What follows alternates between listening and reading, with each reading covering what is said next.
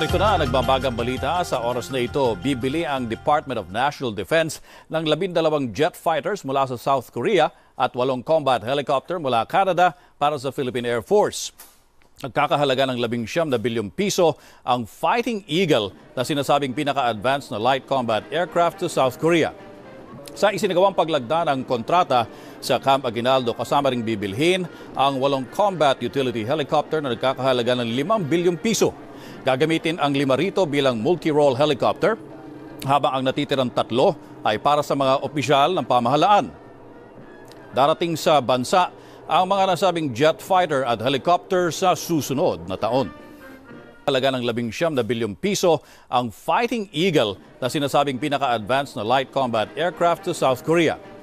Sa isinagawang paglagda ng kontrata sa Camp Aguinaldo, kasama ring bibilhin ang 8 combat utility helicopter na nagkakahalaga ng 5 bilyong piso.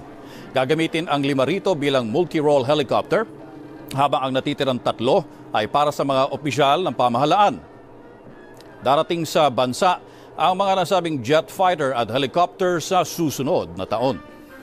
Halaga ng 19 bilyong piso ang Fighting Eagle na sinasabing pinaka-advanced na light combat aircraft sa South Korea. Sa isinagawang paglagda ng kontrata sa Camp Aguinaldo, kasama ring bibilhin ang 8 combat utility helicopter na nagkakahalaga ng 5 bilyong piso. Gagamitin ang 5 rito bilang multi-role helicopter, habang ang natitirang 3 ay para sa mga opisyal ng pamahalaan. Darating sa bansa ang mga nasabing jet fighter at helicopter sa susunod na taon.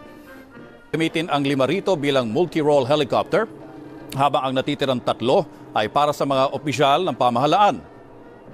Darating sa bansa ang mga nasabing jet fighter at helicopter sa susunod na taon.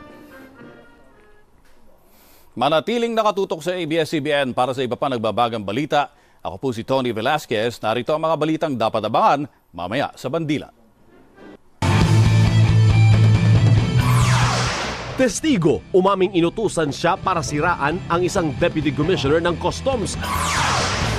LTFRB, nagbantang huhulihin ang mga driver na magtataas singil sa jeep sa Lunes. Tatlong hinihina ng carnapper, huli.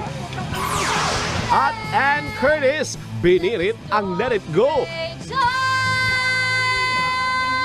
Para sa Ann Capal Concert, tutukan sa Bandila.